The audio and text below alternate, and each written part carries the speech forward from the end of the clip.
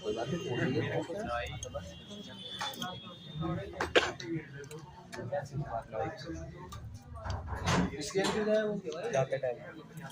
Lab code अभी लग गया होगा। अरे रुक गया, शहर वाले पैन का। अरे वीडियो रोको ना।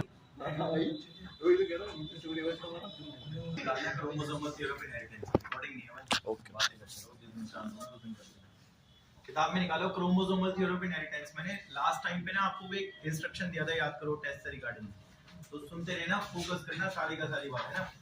टॉपिक है क्रोमोसोमल थ्योरी ऑफ इनहेरिटेंस। और सुनना भाई, फर्स्ट टर्म में ना मुझे पता है मैंने कौन से पैराग्राफ पढ़ा दिए थे, कौन से नहीं पढ़ाए थे। जो मैंने फर्स्ट टर्म में नहीं पढ़ाए थे उन्हें ज्यादा फोकस करूंगा मैं, और जो मैंने पढ़ा दिए थे उन्हें मैं कम फोकस करूंगा। और आपने अंडरलाइन करे होंगे जो फर्स्ट टर्म में मैंने नहीं पढ़ाए थे। ठीक है, अब क्लास को शुरू करते हैं। थोड़ा देख लेना, क्योंकि पूरे चैप्टर में सबसे कठिन टॉपिक यही है। बस इसलिए बड़े ध्यान से सुनना। ये देखो, सुनना नहीं, मेरी बात को सुनना। ये देखो, सुनना भाई, आप जानते हो मेंडल के बारे में, आप ये भी जानते हो मेंडल को, ध्यान से सुनना, मान्यता मिली ही नहीं थी सन 1900 तक। लेकिन फिर सन 1900 के बाद ऐसा क्या हुआ जो मेंडल को मान्यता मिल गई? तो बड़े ध्यान से सुनना, दिक्कत हो जाएगी भाई। ऐसा है, मेंडल को मान्यता मिली ही नहीं थी सन 1900 तक। सन 1900 तक लोग सोचते थे कि वो बेकार की बातें कर रहा है और उसके सारे लॉ बेकार है, बेवजह की बातें कर रहा है, इसलिए उसको रिकॉग्निशन नहीं मिला था। लेकिन फिर सन 1900 के बाद ऐसा क्या हुआ जो उसको थोड़ा सा मान्यता मिली? तो हुआ ये कि सुनो, 1900 के बाद ये, सन 1900 से पहले ध्यान से सुनना, मेंडल को सन 1900 तक तो मान्यता ही नहीं मिली थी। लेकिन सन 1900 के बाद ऐसा क्या हुआ जो उसको मान्यता मिली? तो सन 1900 के बाद एक्चुअली में माइक्रोस्कोप में एडवांसमेंट आ गया। भाई पहले हमारे पास सिंपल माइक्रोस्कोप होते थे जो आपके स्कूल में, स्कूल का माइक्रोस्कोप आपने देखा होगा। आपने ये भी देखा होगा, बड़े ध्यान से सुनना, स्कूल के माइक्रोस्कोप में कभी प्याज की या किसी पौधे की झिल्ली आपको दिखाई होगी, और उस झिल्ली में आपने सेल जरूर देखे होंगे और आपने न्यूक्लियस भी देखे होंगे, पर क्या आपने माइटोकॉन्ड्रिया देखे? क्योंकि वो एडवांस माइक्रोस्कोप नहीं है जो आपके स्कूल में। सिंपल। अच्छा सुनो, स्कूल के माइक्रोस्कोप से आपने सेल देखा, सेल में न्यूक्लियस भी देखा, पर आपने क्रोमोसोम नहीं देखा ना, क्योंकि वो एडवांस माइक्रोस्कोप नहीं है भाई। सिंपल ये। तो बड़े ध्यान से सुनना, दिक्कत हो जाएगी। आप बताना कि मेंडल को तो मान्यता मिली ही नहीं थी सन 1900 तक, वो सन 1900 के बाद ऐसा क्या हो गया जो मान्यता मिली? बोला 1900 के बाद माइक्रोस्कोप एडवांस हो गए। 1900 के बाद इलेक्ट्रॉन माइक्रोस्कोप आया, कंपाउंड माइक्रोस्कोप आया, 3600 तरह के तो माइक्रोस्कोप आ गए। आज तो इलेक्ट्रॉनिक माइक्रोस्कोप है भाई। सिंपल। उसके अंदर ना आईपीस ऑब्जेक्टिव कुछ नहीं है, उसमें कंप्यूटर की स्क्रीन लगी हुई है, जो दिखता है कंप्यूटर की स्क्रीन में आता है, इधर से तुम्हें फोकस होके साफ दिखता है। ये चीज है, उसमें मैग्नीफाइंग करने की जरूरत भी नहीं है, ऑटोमेटिक आ गया सारा का सारा। तो सन 1900 के बाद भाई माइक्रोस्कोप इतनी ज्यादा एडवांस आ गए ना कि जब हमने सेल के न्यूक्लियस, तो हमें क्या हुआ, इतना एडवांस माइक्रोस्कोप है कि हमें सेल के न्यूक्लियस में एक ढांचा दिखा। वो ढांचा जोड़े में था और वो ढांचा डिवाइड भी होता है, एक दूसरे से अलग भी होता है। मैं समझा नहीं, मैं वही बता रहा हूँ आपको। सुनो, जब माइक्रोस्कोप एडवांस हुआ, इलेक्ट्रॉन माइक्रोस्कोप आया, तो हमने सेल का न्यूक्लियस देखा।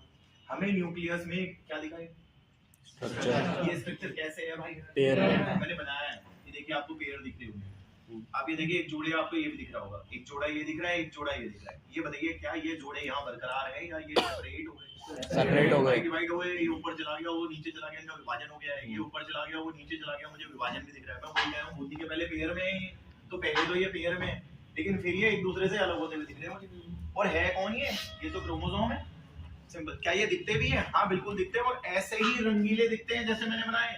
सिंपल, ये ऐसे रंगीले दिखते हैं। बस एक बार आप इसे बेसिक डाई से स्टेन कर दो, दिख जाएंगे।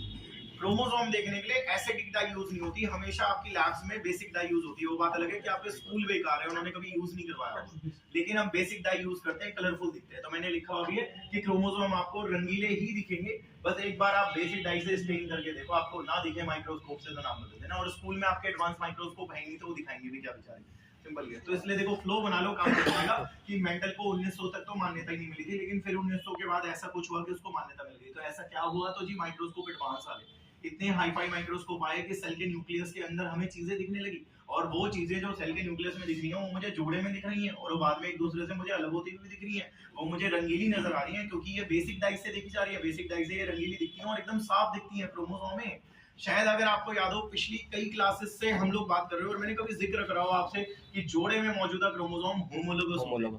सिंपल, तो ये जोड़े में मौजूदा क्रोमोसोम होमोलोगस होते हैं। इन्हें होमोलोगस इसलिए कहते हैं क्योंकि इन पे होमोलोगस साइट होती है। अब ये क्या चीज है मैं बताता हूँ, ये क्या चीज है, मैं इन दोनों से आपको समझाता हूँ। ये दोनों होमोलोगस हैं और ये दोनों भी होमोलोगस हैं, पर ये नहीं है, ये नहीं है। पर ये होमोलोगस है, ये होमोलोगस है एक दूसरे के, पर ये नहीं है, ये नहीं है। तो इन दोनों को ले लेता हूँ या इन दोनों को ले लेता हूँ, चलो इन दोनों को ले लेता हूँ। आ जाओ भाई। तो यहाँ पे मैंने ले लिया है एक रेड कलर का क्रोमोसोम और उसके साथ में दूसरा एक ब्लैक कलर का क्रोमोसोम है जो उसका होमोलोगस है। तो ये हो गए भाई होमोलोगस क्रोमोसोम। अब इन पे होमोलोगस साइट क्या है मैं बताता हूँ, सुनिए जरा। भाई 3 जीन है यहाँ पे, तो उसके भी उस वाले में 3 ही जीन होंगे, 4 नहीं होंगे। अगर 4 हुए तो वो होमोलोगस नहीं। सिंपल। यहाँ मान लो 4 जीन है तो वहां भी 4 ही जीन होंगे, वरना वो होमोलोगस नहीं माना जाएगा। अगर इस पे 2 जीन है तो उस पे भी 2 ही होने चाहिए, वरना होमोलोगस नहीं। और अगर मैं उस पे 5 कर दूं तो इस पे भी 5 ही होने चाहिए, वरना होमोलोगस नहीं। सिंपल। ये होमोलोगस का मतलब यही है भाई, उसके जिस हिस्से पे जितने हैं उधर वाले के भी उतने ही होने चाहिए। अभी तेरे दूसरे वाली पंखड़ी पे 1 2 3 4 5 6 7 है ना क्रोमेटिड पे, तो उधर भी 1 2 3 4 5 6 7 ही है। सिंपल ये। अच्छा एक चीज और जरा ध्यान से सुनना, इस कमरे में आप जहां बैठे हैं शायद उस ढांचे को कुर्सी कहते हैं। सिंपल। अभी ध्यान से सुनना, क्रोमोसोम में जहां जीन रखोगे उस ढांचे को लोकस कहते हैं। सिंपल ये। आप इस कमरे में जहां बैठे हैं वो स्ट्रक्चर का नाम कुर्सी है। क्रोमोसोम में जहां जीन बैठा है उस लोकेशन का नाम लोकस है और उसको प्लूरल में लोकाई कहते हैं, प्लूरल में कुर्सियां कहते हैं। सिंपल ये। तो ये जो आपने बनाया है ना, ये पोजीशन, ये पोजीशन, ये position, these position are known as locus in single, but plural में इसको लोकाई कहते हैं। कोई आपसे बोले लोकस या लोकाई क्या होता है, बोलना locus is said to be that location where gene is pointed on chromosome. जहां जीन मौजूद है उस जगह को, जहां बैठे हैं वो चीज कुर्सी है। सिंपल। तो जहां जीन मौजूद है वो जगह लोकस है, उस पोजीशन को लोकस कहते हैं। अब एक काम करो, यहाँ पे ना जीन लगाओ जरा। तो सुनो मेरी बात, सपोज मान लो आपने हाइट के लिए यहाँ पे जीन लगा दिया, सपोज आपने हाइट के लिए जीन लगा दिया, तो यहाँ भी भाई हाइट के लिए ही लगेगा जीन। ऐसे नहीं है कि तुम यहाँ ब्लड ग्रुप के लिए लगा दोगे, वरना होमोलोगस नहीं माना जाएगा। वो बात अलग है। हाइट के लिए आप बड़ा टी लगाओ, वहां तुम्हारी मर्जी है, बड़ा लगाओ छोटा लगाओ जो मर्जी लगाओ। भाई तुम कह रहे हो भाई हम तो छोटा लगा, कोई बात नहीं, लगाया तो हाइट का ही है। सिंपल। या एक काम करो, इधर बड़ा कर लो, इधर छोटा कर लो, या एक काम करो दोनों छोटे टी कर लो, या एक काम करो दोनों बड़े टी कर लो, या एक काम करो उसको बड़ा कर लो उसको छोटा कर लो, जैसे मर्जी कर लो, पर लगेंगे हाइट की। सिंपल सी बात है, ठीक है भाई। अब मान लो यहाँ पे तुम ब्लड ग्रुप का लगा रहे हो तो भाई इधर ब्लड ग्रुप ही लगेगा। सिंपल। और अगर तुम इधर स्किन कलर का लगा रहे हो तो स्किन कलर ही लगेगा, ये याद रखना। सिंपल। इधर आपको पता लगे मेंटल ग्रोथ का तो इधर भी मेंटल ग्रोथ ही लगेगा। सिंपल ये। और इधर आपने कुछ लगाया तो इधर भी वही लगेगा भाई। सिंपल ये चीज है। तो आप ये देख लो, जो जीन माना हो उसी का यहाँ लगेगा। सिंपल। अच्छा एक बात बताओ, ये बड़ा टी छोटा टी क्या है? ये तो एलील क्या होते हैं? एक जीन के 2 रूप होते हैं। और मेंडल याद करो जीन नहीं बोलता था, मेंडल फैक्टर। जीन शब्द तो वो यूज ही नहीं करता था। सिंपल ये। अब आप फाइनली सोचो यार, मैंने आपसे क्या बोला, मैंने आपसे बोला विद द, ध्यान से सुनना, विद द माइक्रोस्कोप एडवांसमेंट, जैसे जैसे माइक्रोस्कोप एडवांस हुआ सन 1900 के बाद, माइक्रोस्कोप में एडवांसमेंट आया, तेजी से डिस्कवरीज होने लगी, माइक्रोस्कोप के ऊपर लोग काम करने लगे, क्योंकि लोगों को पता था रुकी हुई साइंस आगे तभी बढ़ेगी जब माइक्रोस्कोप अच्छा होगा। अगर माइक्रोस्कोप अच्छा ही नहीं होगा, अब रुकी हुई साइंस को आगे कैसे ले जाएंगे? माइक्रोबायोलॉजी तो रुकी रहेगी ना। सिंपल ये। इसीलिए और हम लोग भी रुके रहेंगे भाई, हमारे शरीर के सेल्स वगैरह तो तभी चलेंगे ना, माइक्रोस्कोप होगा, वरना कैसे चलेगा? तो माइक्रोस्कोप में एडवांसमेंट की जरूरत है। आप शायद भूल गए, पूरी एनसीईआरटी को आगे से लेके पीछे तक खदेड़ो। सोचो डीएनए का सबसे पहला आविष्कार कब हुआ था? 1869 में लोग न्यूक्लियन कहते थे। 1953 में माइक्रोस्कोप नहीं होता तो मैं देखता वाटसन क्रिक स्ट्रक्चर कैसे देता। आप ये सोचो। और दिमाग लगाओ आप, 1928 में ग्रिफिथ आया था जिसने ट्रांसफॉर्मिंग प्रिंसिपल दिया था। 1928 है वो भी, यानी कि माइक्रोस्कोप तो उसको भी चाहिए होगा भाई। 1958 में याद करो, मैथ्यू मिचेल्सन, फ्रैंकलिन स्टेल आए थे जिन्होंने डीएनए के रेप्लिकेशन को दिया था, यही था ना भाई। और एप्लीकेशन का सेमी कंजर्वेटिव भी 1953 में दिया गया था। तो भाई आप सोचो, और सोचो 1990s के बाद, यानी कि 1990 के बाद आपने ह्यूमन जीनोम प्रोजेक्ट लिया है। 1971 के अंदर डीएनए फिंगरप्रिंटिंग आया था, यानी कि आप सोचिए अगर माइक्रोस्कोप नहीं होता तो इनमें से कोई भी टॉपिक नहीं होता, जेनेटिक्स आगे जा ही नहीं पाती। और मैंने कहा ना आपसे कि माइक्रोस्कोप में एडवांसमेंट आने के बाद तो हम सेल के न्यूक्लियस में घुस गए। हमें ढांचे नजर आ रहे हैं जो जोड़े में और अलग होते हुए भी दिख रहे हैं। मुझे देखिए जोड़े में और ये बाद में अलग होते हुए भी दिख रहे हैं, और ये ऐसे ही कलरफुल दिखेंगे आपको जब आप बेसिक डाई से देखोगे, एसिडिक डाई से नहीं दिखेंगे। और हाँ एक चीज और है, ये होमोलोगस क्रोमोसोम होते हैं। होमोलोगस क्रोमोसोम होते हैं जिनमें होमोलोगस साइट होती है। आप ये देखिए, इस साइड पे हाइट वाला है तो क्या उस साइड पे हाइट वाला नहीं है? अगर इस साइड पे हाइट वाला और उस पे हाइट वाला नहीं होता तो आप इसे हेटेरो बोलते हैं। बट वो दोनों पे ही, तो वो दोनों साइड एक दूसरे की होमो है। ऐसे यहाँ ब्लड ग्रुप वाला है तो वहां भी ब्लड ग्रुप वाला है, तो दोनों साइड होमो हो गई, क्योंकि इन पे सेम वाला जीन मौजूद है। सिंपल। अभी हाइट वाला तो हाइट वाला, अभी ब्लड ग्रुप वाला तो ब्लड ग्रुप वाला, अभी स्किन कलर वाला तो स्किन कलर वाला। इसलिए ये होमोलोगस साइट है और ऐसे क्रोमोसोम्स को हम होमोलोगस क्रोमोसोम कहते हैं, जिन पे होमोलोगस साइट होती है। जो जीन यहाँ होता है वही जीन वहाँ होता है। वो बात अलग है कि आप हाइट में बड़ा टी लीजिए छोटा टी लीजिए, पर लेना हाइट वाला ही है। वो दोनों के दोनों बड़ा टी छोटा टी साले एलील होते हैं, एलील एक ही जीन के दो रूप होते हैं। ये सारी बातों को 1900 से लेके सन 1902 तक हम सुनते थे और हमें 2 साल इन बातों को सुनने के बाद बहुत ज्यादा इंटरेस्ट आया और हमने फिर फैसला किया कि हम इसी के ऊपर आगे अपनी स्टडी करेंगे। सिंपल। और इसी के ऊपर स्टडी हम करेंगे। मैंने कहा क्यों करोगे तुम इसके ऊपर स्टडी? कहते just to explain Mendel law, Mendel के लॉस को समझाने के लिए। सिंपल ये कि वो गलत नहीं है, उसके सारे लॉ सही हैं। सिंपल ये। तो उन्होंने फिर सन 1902 में क्रोमोसोम की स्टडी करना शुरू किया। लेकिन आप क्रोमोसोम की स्टडी तो तब करते हैं जब वो आपको दिखता है, और अब तो दिख भी रहा है, तो स्टडी करने में क्या दिक्कत है? इसलिए बड़े ध्यान से सुनना। मैं वही कह रहा हूँ कि सन 1900 से लेकर के सन 1902 तक ये सारी बकवासें हम सुन रहे थे और फिर हमने फैसला लिया कि हम जो है वो स्टडी करेंगे, इसकी क्रोमोसोम की स्टडी करेंगे। ये बुक में लिखा हुआ है। और हम ना, हमारा नाम वॉटर स्यूटेन और थोडर बवेरी है। हमने साला माइटोसिस भी देखा, हमने मियोसिस भी देखा, पर अभी हम लोगों को ज्यादा इंटरेस्ट मियोसिस में आया, इसलिए हमने मियोसिस को ज्यादा स्टडी करा था। माइटोसिस को स्टडी हमने कम करा था। मैंने माइटोसिस के चित्र बनाए भी नहीं है, मैंने मियोसिस के चित्र बनाए हैं। आप यहाँ से फोटो खींच के ले गए, किसी को आपने शेयर करी, उसने आपसे कहा कि योगेश ने मियोसिस के ही चित्र बनाए हैं, माइटोसिस के नहीं बनाए, लिख के छोड़ दिया, क्योंकि उन्होंने मियोसिस की स्टडी करी थी, माइटोसिस की स्टडी नहीं करी थी। अगर माइटोसिस के करते तो मैं ये डायग्राम बना देता। सिंपल। क्योंकि मैं क्लास पढ़ाऊंगा ना, मैं उससे अलावा थोड़ी ना पढ़ाऊंगा। तो ये है, तो कोई आपसे बोले मियोसिस के डायग्राम्स, आप बोलना हाँ, क्योंकि मियोसिस की ही स्टडी करी थी उन्होंने। सिंपल। क्यों मियोसिस की क्यों करी थी? समझाने के लिए। ऐसा कैसे समझाने के लिए मैं बताता हूँ। ऐसा कैसे समझाने के लिए? ये कौन सा लॉ है भाई? लॉ ऑफ डोमिनेंस है ना। एक बात बताओ, क्या हाइट को चलाने के लिए आपने जीन नहीं ले रखा है? ले रखा है। हाइट को चलाने के लिए आपने जीन ले रखा है। सिंपल सी बात है। एक इधर लिया है तो एक उधर नहीं लिया है ना, तो जोड़े में तो लिया ही है। सिंपल। और आपको ये भी बताऊं एक बार, अरे कहाँ का है तू? कहता मैं तो मटर के पौधे को। अच्छा तुम मटर के पौधे का? कहता हाँ। मतलब आपने ये सेल मटर के पौधे से लिया है और वो मटर का पौधा लंबा था। अब वो लंबा क्यों था? जबकि उसमें छोटे वाला जीन भी है, क्योंकि डोमिनेंट भी है उसमें। आप समझिए, क्यों आपसे कोई बोले ये सेल कहाँ से लिया है? मटर के पौधे से लिया। सिंपल। अच्छा ये सेल मटर के पौधे से लिया? मटर के पौधे से लिया। वो मटर का पौधा कैसा था? बोलना लंबा था। सिंपल। वो लंबा क्यों था? उसमें तो छोटे के जीन भी है। बोलना क्योंकि वो डोमिनेंट दिख रहा है तेरे को, उसका बाप वही तो एक्सप्रेस होगा ना। तो ये देखो तीसरी स्टेटमेंट भी लग गई फिर यहाँ। सिंपल। कि अगर आपने डिसिमिलर्स ले रखे हैं तो डिसिमिलर में आप खुद देख लीजिए डोमिनेंट होगा, तो इसलिए वो पौधा लंबा था जिससे आपने ये लिया था। सिंपल सी बात है। और ये वाली स्टेटमेंट भी लग गई है, फैक्टर इन पेयर। आप ये देखिए पेयर में तो नहीं, एक वो है पेयर में। सिंपल। क्योंकि होमोलोगस क्रोमोसोम है तो दो लेगा क्या लेगा, और दो लेगा तो जोड़े में बनेगा ही। सिंपल है। और वो जो हाइट है वो इन्हीं की वजह से तो चल रही है, ये नहीं होता तो हाइट कहां से चलती? तो हाइट इन्हीं की वजह से चल रही है। कॉमन सी बात है। ये कौन सा लॉ है?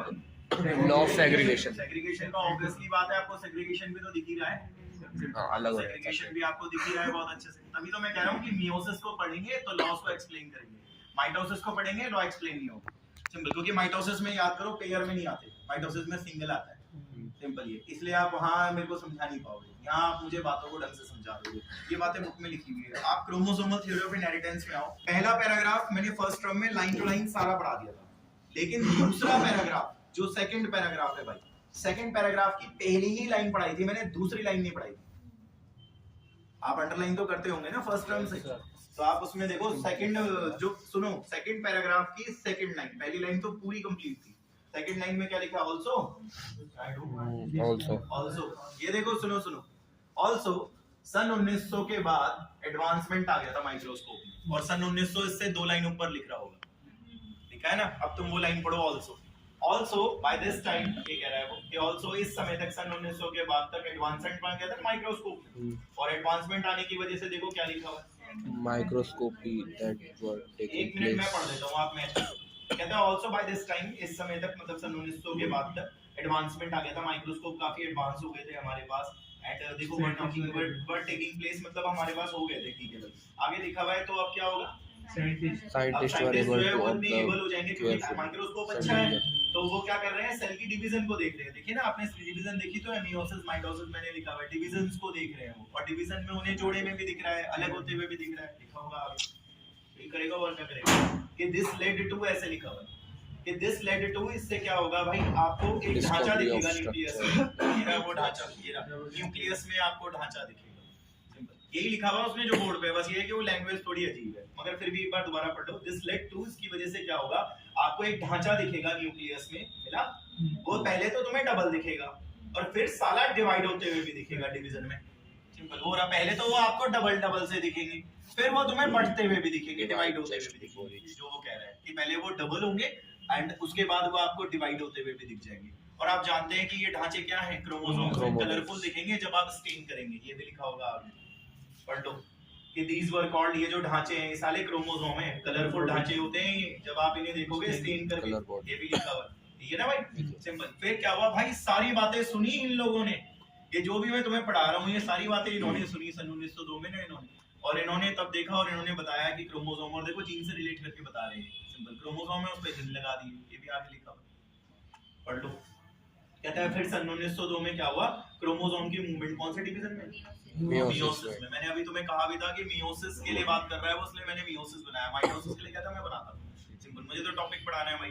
तो फिर सन 1902 में हम आ गए और हमने मियोसिस का पूरा डायग्राम अच्छे से देख लिया भाई, सिंपल ये। अच्छा एक चीज और, ये देखो जरा, इसको समझना, मैं आपको ये लाइन भी बिल्कुल क्लियर पढ़ा दूंगा, बुक में लिखी हुई है। देखो भाई ये दो मार्कर है, अगर ये एक दूसरे के पास है तो इनकी कैप भी तो पास है, और अगर ये एक दूसरे से दूर जाएंगे तो कैप भी दूर जाएगी। ऐसा इसलिए है क्योंकि कैप क्रोमोसोम पे, यानी कि कैप मार्कर पे, सिंपल ये। अगर देखो दिमाग लगाओ, अगर मैं कैप हटा दूं, अब मार्कर एक दूसरे से दूर जाएंगे तो कैप थोड़ी ना जाएंगी, क्योंकि अब वो कैप नहीं है ना उस पे, सिंपल। लेकिन अगर ये कैप इसी पे लगी रहे तो कॉमन सी बात है भाई ये, सिंपल ये। अभी और सुनना मेरी बात को भाई, आप ये कहोगे मेरे कहने का मतलब ये है कि genes are located on chromosome, ये जीन है सिंपल, ये क्रोमोसोम है, gene are located on chromosome, इसमें तो कोई दोहराई नहीं, आपको दिख ही रहा होगा कि genes are located on chromosome, simple. And when chromosome get separate from each other, basically gene भी एक दूसरे से अलग हो जाएगा। Chromosome come close to each other, तो जीन भी क्लोज ही आएगा और पेयर बनाएगा भाई, सिंपल सी बात है। अभी तुम पेयर की बात कर रहे थे मेरे से भाई,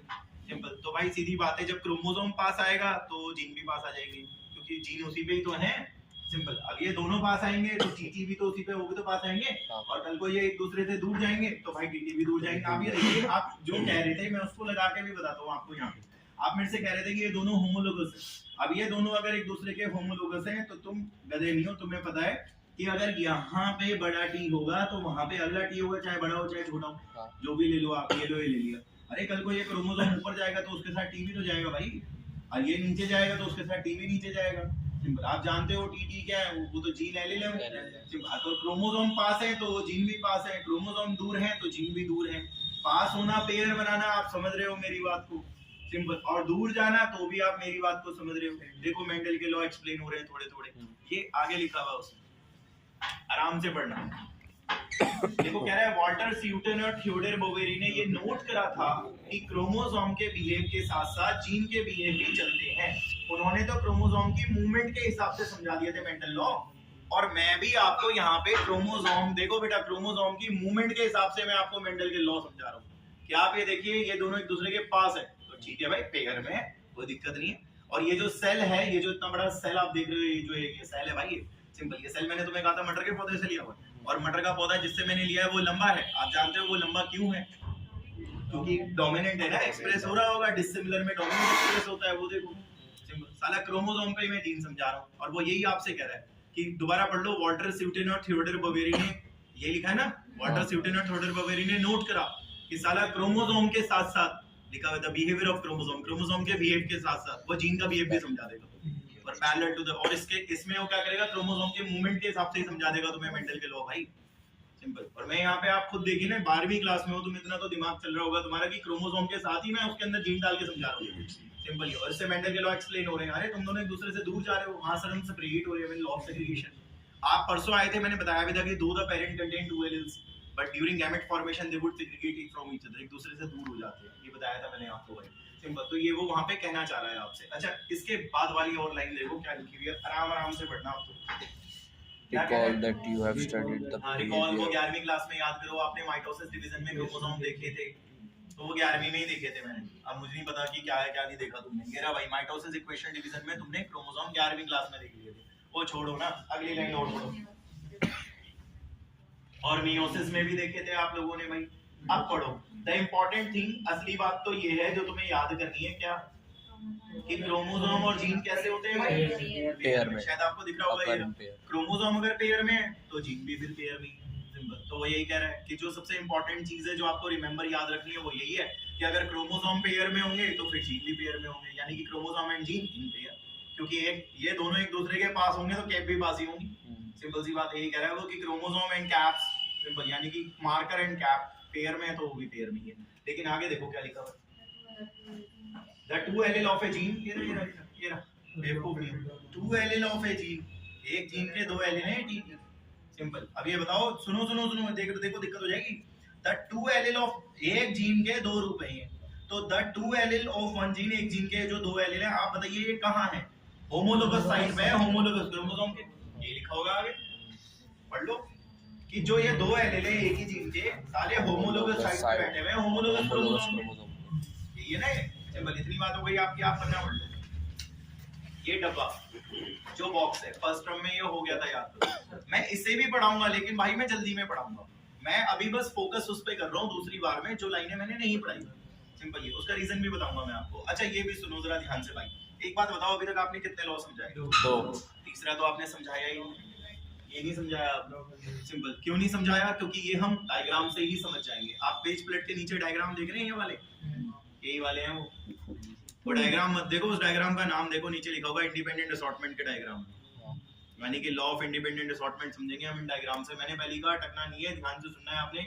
ये डायग्राम जो पेज प्लेट के नीचे बना रखे हैं उसने, ये डायग्राम, तो ये डायग्राम भाई इंडिपेंडेंट असॉर्टमेंट समझाएगा तो सिंपल। तीसरा लॉ भी खत्म हो जाएगा हमारा सिंपल। अब वो क्या बोलेगा ये सुनना, क्या बोलेगा सुनो, ध्यान से सुनना भाई।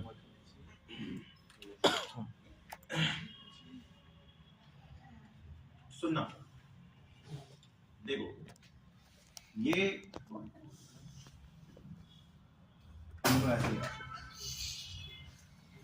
आप ध्यान से सुनना, पहले यहाँ देखो आप डायग्राम, तो यहाँ बाद में देखना भाई, सारा देखोगे एक साथ कंफ्यूज हो जाओगे आप। ये देखिए, ये रेड है, ब्लैक है, और वो ब्लू है, वो ग्रीन है, ठीक है भाई। फिर ये ऊपर जा रहा है, ये नीचे आ रहा है, ये ऊपर जा रहा है, वो नीचे आ रहा है। उसके बाद आपने देखा ये चारों के चारों जो है बीच में आ गए, जैसे कि आप देख ही रहे हो, ठीक है। ये ब्लैक वाला ये रहा तुम्हारा, रेड वाला वो रहा तुम्हारा, ये वो रहा तुम्हारा, ये वो रहा तुम्हारा, ठीक है भाई।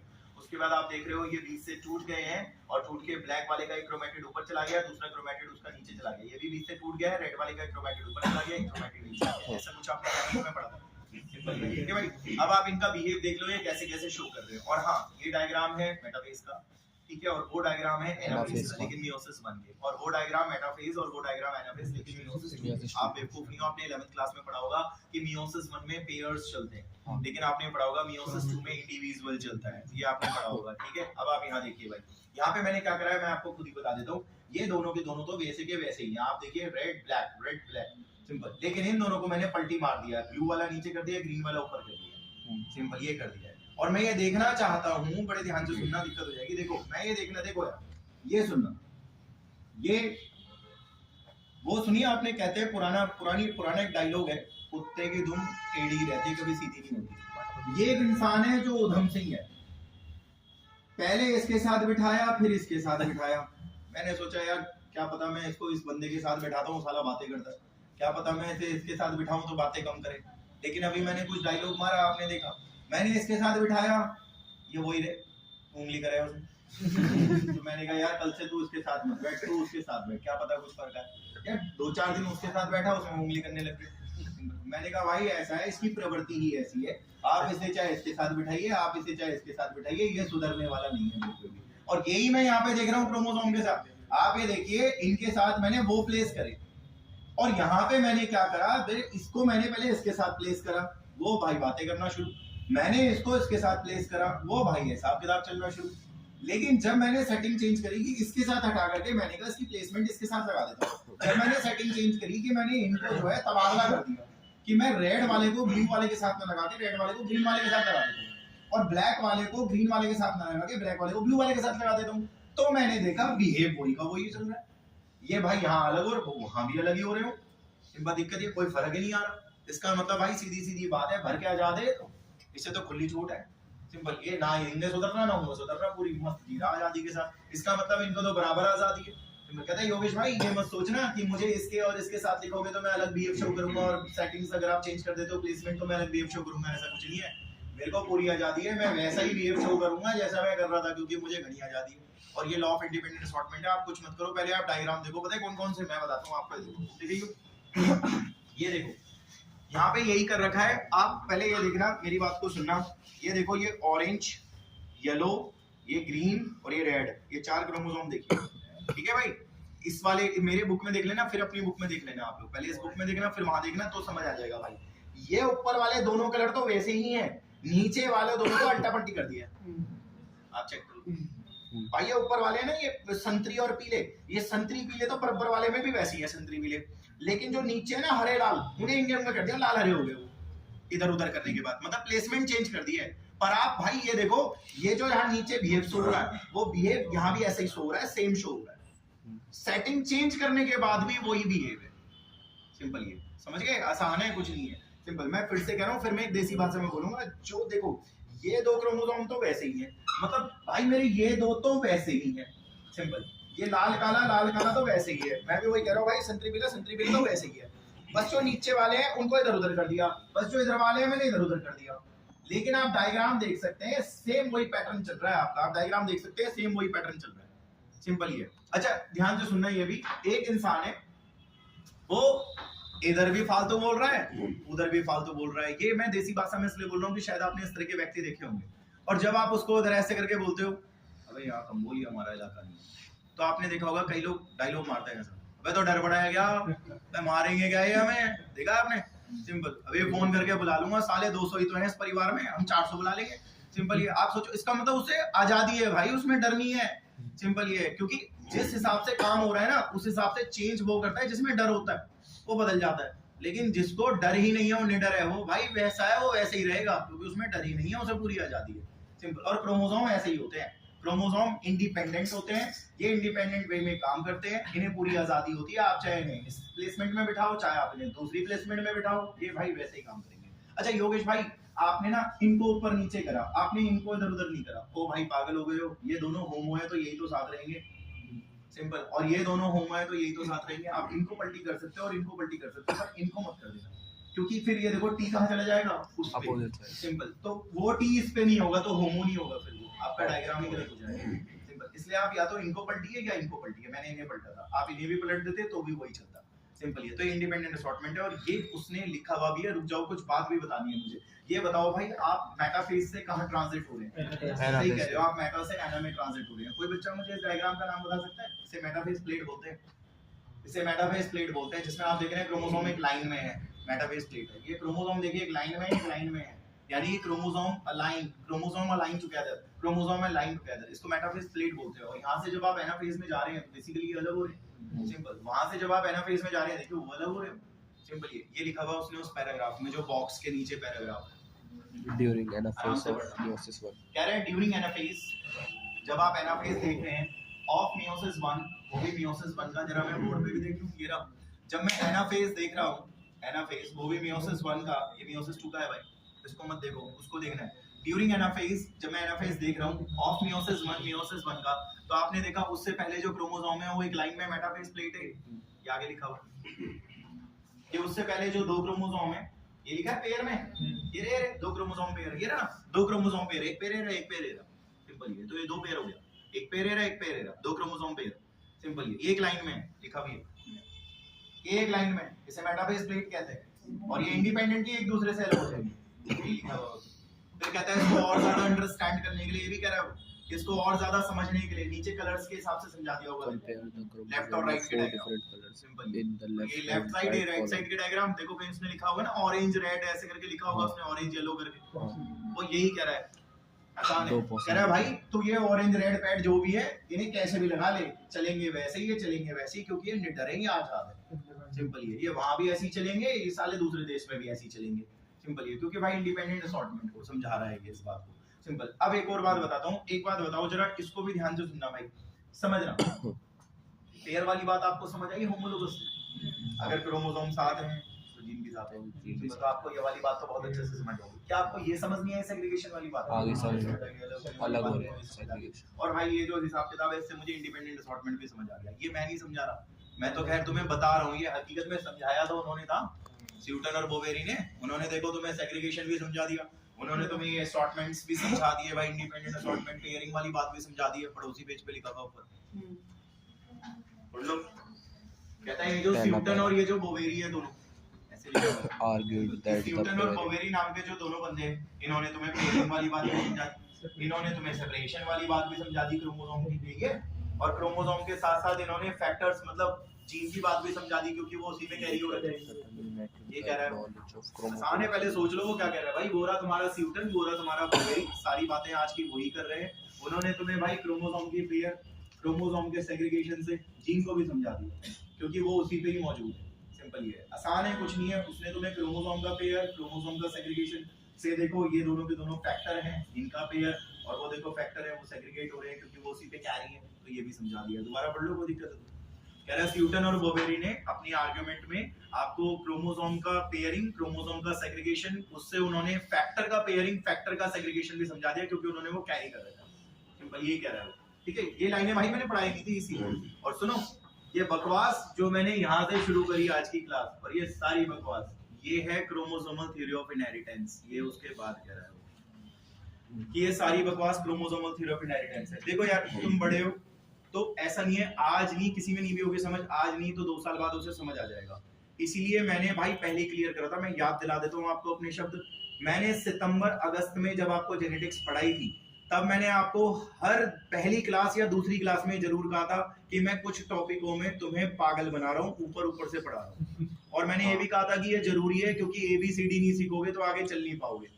उस टाइम पे मैंने कहा था क्रोमोसोमल थ्योरी ऑफ इनहेरिटेंस, पता है क्या बोला था मैंने कहा था पेपर में आएगा ना क्रोमोसोमल थ्योरी ऑफ इनहेरिटेंस, आप लिख देना the behaviour of chromosome for parallel to the behaviour of gene, बस ये लिखना था। लेकिन आज आपको ये नहीं लिखना। कोई आपसे कहेगा क्रोमोसोमल थ्योरी ऑफ इनहेरिटेंस, आप ये सारी बातें लिख के आएंगे। सिंपल ये। तब का जवाब और अब का जवाब चेंज है, क्योंकि तब की जो शीट थी वो स्कूल के टीचर चेक कर रहे थे, आप ही के क्लास टीचर ने चेक करी आपकी फर्स्ट टर्म की शीट, सिंपल प्री बोर्ड की भी है ना। लेकिन अब की जो शीट है वो भाई बोर्ड में चेक होगी, वहां बैठ के टीचर चेक करेंगे, उनके पास प्रॉपर एक सॉल्यूशन की होगा, वो उससे देख के चेक करेंगे, और उस सॉल्यूशन की में सारा लिखा होगा। उसमें वो नहीं लिखा होगा the behaviour of chromosome for parallel to the behaviour of gene, उसमें सारा कॉन्सेप्ट लिखा होगा, तो आपको पूरे मार्क्स मिल जाएंगे। सिंपल ये, तो इसलिए उस हिसाब से चल लेना, काम हो जाएगा। अब आगे बात को लेकर के चलते हैं, बड़े ध्यान से सुनना। देखो सुनो यार, एक बात बताओ, टॉपिक कौन सा पढ़ रहे हैं हम? Chromosomal theory. अच्छा, आप थ्योरी पढ़ रहे हैं, लेकिन हम तो किसी भी थ्योरी पे तब तक यकीन नहीं मानते ना जब तक वो एक्सपेरिमेंट से प्रूफ ना हो जाए। हाँ। ये इसीलिए पूरी थ्योरी पे किसी ने यकीन ही नहीं माना था, क्योंकि ये सिर्फ एक थ्योरी है, और ये एक्सपेरिमेंट से प्रूफ हो जाएगी, एक्सपेरिमेंट से वेरीफाई हो जाएगी, तो हम इस पे यकीन भी मान लेंगे। सिंपल। अब किससे बात करी, शायद आप भूल गए, थॉमस एंड मॉर्गन से। इन्होंने थॉमस एंड मॉर्गन से बात करी।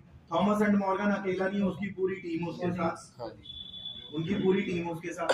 सिंपल, उसका तो काम ही है। आप देखो, किसी, मेरे को तुम्हारा तो नहीं पता, लेकिन कभी आप एक काम करना, आप किसी एडवोकेट पे गए हो जो बड़ा एडवोकेट होता है, आप एक बार वो अपने चैम्बर में बुलाएगा, कहेगा उस वाले कोर्ट में बैठता हूँ मैं, मेरे चैम्बर में आ जाओ। अगर वो हकीकत में एक बड़ा एडवोकेट है तो वो भाई वहां बैठा तो होगा, लेकिन उसके नीचे प्रैक्टिस पे और सारे वकील भी होंगे, वो सीनियर होगा, और नीचे उसके कलीग्स होंगे। वो आपको बुलाएगा, वो एक पहले दिन तो आपसे बातें पूछेगा सारी, बिठा करके आपको कहानी पूछेगा जो केस उसने लेना है, क्या बात है, क्यों परेशान है, किस चीज का केस डलवाना चाहते हो आप मेरे से। सारी कहानी सुनने के बाद अगर उसे लगेगा कि दम है, काम हो जाएगा, तो आपको बोल देगा कल इसको रिटन में लिए, मैं पिटीशन तैयार कर दूंगा एक। सिंपल। और अगर उसे लगेगा कि आपकी बात में दम ही नहीं है, आप उल्टा उसे हराओगे, उसका नाम खराब करोगे, वो मना कर देगा आपको, मैं आपका केस फाइल नहीं करता हूँ, आप किसी और से लड़ने वाले, वो किसी और से देख लो भाई। सिंपल ये चीज है, ठीक है। तो ध्यान से सुनना, मैं यहाँ पे क्या बोल रहा हूँ सुनो। थॉमस एंड मॉर्गन और उसकी पूरी टीम ने इन्हें बुला लिया, आ जाओ भाई आगे, बताओ क्या बात है। सारी बातें उन्होंने, सारे आइडिया सुना दिए। उसको लगा कि भाई हाँ, इनकी बातों में जान है, तो हम इनकी बातों से लड़ सकते हैं। इन्होंने भी फिर क्या करा भाई, मक्खियों पे रिसर्च करना शुरू कर दी। क्या नाम है? फ्रूट फ्लाई ली थी ना इसने, टाइनी फ्रूट फ्लाई, इनका साइंटिफिक नेम ड्रोसोफिला मेलानोगास्टर, और उस पे स्टडी करना शुरू कर दी। उनको ठीक लगा उस पे स्टडी करना, इसीलिए। अब मक्खियां ठीक क्यों लगी, 5 रीजन थे, आपने पढ़ा होगा। तो आप ये बता देना कि ये क्रोमोसोमल थ्योरी ऑफ इनहेरिटेंस के, जो ये क्रोमोसोमल थ्योरी ऑफ इनहेरिटेंस के सारे ख्याली पुलाव हैं, ये सारे के सारे इन्होंने सुने उनसे, और सुनने के बाद इन्होंने छोटी छोटी मक्खियों पे एक्सपेरिमेंट करना शुरू कर दिया, क्योंकि जब तक एक्सपेरिमेंट से वेरीफाई नहीं करोगे तब तक थ्योरी पे यकीन नहीं माना जाएगा। और भाई मक्खियां उन्हें ठीक लगी थी। ये अगले पैराग्राफ में लिखा है, फॉलोइंग सिंथेसिस ऑफ आइडियाज, ये मैंने पढ़ाया था। लेकिन ये फॉलोइंग सिंथेसिस ऑफ सारे आइडिया सुनने के बाद ना, क्रोमोसोमल थ्योरी ऑफ इनहेरिटेंस के, तो लिखा होगा कि आराम से पढ़ना, सारे आइडिया सुनने के बाद इसको एक्सपेरिमेंटल वेरिफिकेशन देने के लिए थॉमस एंड मॉर्गन और उसके कलीग आगे आ गए थे। उन्होंने टाइनी फ्रूट फ्लाइज, छोटी छोटी मक्खी ड्रोसोफिला मेलानोगास्टर पे रिसर्च भी करी थी। अब मैं यहाँ पे थोड़ा जल्दी बोलता हूँ क्योंकि मैंने बता दिया था भाई 5 कारण मक्खी को चुनने के। एक तो मक्खी की जिंदगी छोटी होती है, 2 हफ्ते की जल्दी रिसर्च हो जाएगी। दूसरा भाई मक्खी एक बार सेक्स करने पे बहुत सारे बच्चे देती है तो बहुत सारी रिसर्चेज हो जाएगी। तीसरा मक्खी को लैब में बनाना बहुत आसान है, मेहनत नहीं करनी पड़ेगी। चौथा दीवार पे बैठी मक्खी को आप बता सकते हो ये फीमेल है ये मेल है, क्योंकि विंग से पता लग जाता है। आपको पता होगा, शायद आपने पढ़ा था लिंकेज रिकॉम्बिनेशन, उसमें याद करो आपने फीमेल में ना M लिया था लेकिन आपने मेल में M+ लिया था। तो एक के नॉर्मल विंग के, एक के मिनिएचर विंग के, पंख से ही पता लग जाएगा। जिसके पंख बड़े होंगे, पेट को कवर कर रहे होंगे, वो नॉर्मल विंग है। जिसके पेट को कवर ही नहीं कर रहे होंगे वो मिनिएचर विंग है। मेल फीमेल का आइडेंटिफिकेशन हो जाएगा। और एक सस्ते से माइक्रोस्कोप से आप मक्खी को स्टडी कर सकते हो, कोई महंगा माइक्रोस्कोप लेने की जरूरत नहीं है। ये 5 कारण है भाई, ये लिखा हुआ भी है उसके बाद। देखो उसने लिखा होगा मक्खियों को लेबोरेटरी में बनाना बहुत आसान है, मक्खियों की जिंदगी छोटी होती है, 2 हफ्ते में लाइफ कंप्लीट कर देती है, और मक्खियां एक बार मीटिंग करने पे बहुत सारे बच्चे भी देती है, लिखा हुआ है। मक्खियों के सेक्स को डिफरेंशिएट करना आसान है, मेल फीमेल पता लगाना बहुत आसान है, और ये भी लिखा हुआ है लो पावर लेंस माइक्रोस्कोप से मक्खी की स्टडी आप कर सकते हो, सिंपल। अच्छा एक बात बताओ, मेंडल को सन 1900 तक लोग क्यों नहीं मानते थे? एक तो यार ये बात है, देखो जरा इसको भी सुनना भाई, समझना है इसको। देखो कम्युनिकेशन की प्रॉब्लम थी ना, कम्युनिकेशन में या उस टाइम पे कम्युनिकेशन होता ही नहीं था, तो वो अपनी बातें ना करीब करीब में फैला देता था। अब करीब करीब में 5-6 लोग उसकी बातों को समझ ना पाए, लेकिन कम्युनिकेशन होता तो वो अपनी बात को दूर तक फैलाता। दूर तक फैलाने में आप खुद सोचो यार, आपने 4 लोगों को अपनी बात बताई और आपने 1000 लोगों को अपनी बात बताई। हो सकता है 4 लोगों को आपकी बात समझ ना आई, लेकिन 1000 में अगर किसी एक को भी समझ आ गई तो वो आसपास के 10 नेगेटिव लोगों को और ऐसे करके बोलेगा अबे वो सही पढ़ा रहा है, तुम गलत समझ रहे हो। सिंपल, ऐसा होता ही है। सिंपल, जैसे हम लोग भाई, मैं पढ़ता था ना एलन में, तो मेरी क्लास में उस टाइम पे 150 बच्चे हुआ करते थे, भीड़ ज्यादा हुआ करती थी। तो भाई हमें उस टीचर का, कई बच्चों को टीचर का समझ नहीं आता था, उन्हें वो कहता था नहीं क्या पढ़ा रहा है, कईयों को समझ आता था। एक दिन मुझे भी समझ आया उसका, उसने ठीक ही पढ़ाया। पहले मुझे भी समझ नहीं आ रहा था कि वो पढ़ाता क्या है। हम कंप्लेंट लिखने वाले थे कि एप्लीकेशन लिखते हैं वहाँ पे बच्चे, उसमें साइन वाइन होता है टीचर को बदलने के लिए, तो हम लिखने वाले थे एप्लीकेशन। मगर भाई उसके बाद ना कुछ बच्चे थे जो उनसे पॉजिटिव थे और कुछ बच्चे थे जो नेगेटिव। मतलब ऐसा सीन था कि क्लास में 25% बच्चे पॉजिटिव, 75% बच्चे उससे नेगेटिव। हमें समझ नहीं आया वो क्या पढ़ा पुढ़ा के चले जाता था साला, हमें रामकहानी समझ नहीं आती थी। तो एक दिन भाई मैंने उससे ना, नया चैप्टर शुरू होने वाला था, मैं उसके पास गया, मैंने उसको क्लियर बोला, मैंने कहा सर हमें समझ ही नहीं आता आप क्या पढ़ाते हो।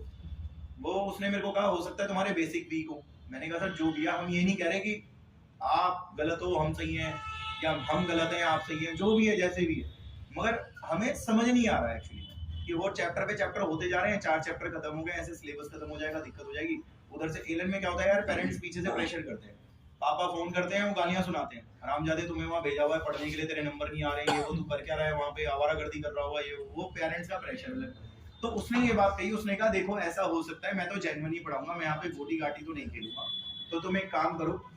उसने मेरे को एक चीज बताई कि ऐसा करके आई हो, ये चैप्टर शुरू कराऊंगा मैं, इसमें ये चीज करके आई हो। तो वो उसने कुछ चीजें पहले से ही पढ़ने को दी थी मुझे कि तू ये चीज घर से पढ़ के आई हो, जहाँ पे तू रह रहा है पीजी में, वहां से पढ़ के आई हो। भाई मैं पढ़ के आया, उसने जब चीज बताई ना, उसने वो एक्यूरेसी के साथ बताई, तो मुझे समझ आया कि वो एक लेवल पे बात करता है, वो वाली बात नहीं करता। कई लोग देखा होगा देसी एग्जांपल से चीजें समझा देते हैं, राम इधर साम इधर, साइन थीटा कॉस थीटा, ऐसे समझाते हैं। हमें वही आदत थी, हम एलन में सोच रहे हैं वो राम साम की कहानी से समझा देगा, पर वो राम साम की कहानी से ना समझाए, वो ये बताता था साइन थीटा इधर ही क्यों जाएगा, सिंपल। वो ये नहीं बताता राम इधर जाएगा साम उधर जाएगा, वो भाई वो रीजन बताता था, और इस वजह से हमें समझ नहीं आता था।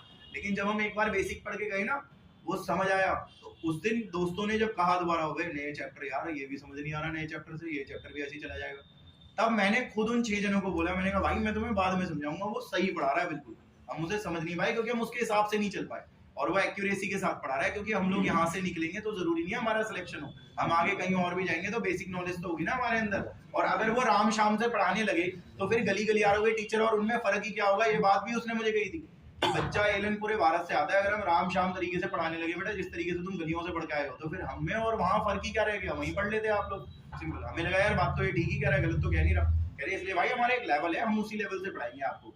तो यही चीज है भाई, मेंडल अपनी बातें ना आसपास में कम्युनिकेशन प्रॉब्लम की वजह से, उस टाइम पे कम्युनिकेशन था नहीं, इतना सोशल मीडिया था नहीं, आसपास के लोग नेगेटिव हो जाते थे, वो बेचारा पूरा ही नेगेटिव। लेकिन कम्युनिकेशन अगर बड़ा होता ना यार, और किसी एक को भी समझ आता, वो अपने एरिया के लोगों को पॉजिटिव कर देता, कि यार वो सही कह रहे हैं। तो एक तो कम्युनिकेशन प्रॉब्लम थी, दूसरा शायद आप भूल गए हो तो मैं आपको याद दिला देता हूँ। मेंडल, याद करो, law of segregation last class में पढ़ाया था मैंने लॉ ऑफ सेग्रीगेशन का मकसद भी बताया था। लॉ ऑफ सेग्रीगेशन का सिर्फ एक मकसद है कि एलिल्स ब्लेंड नहीं होते।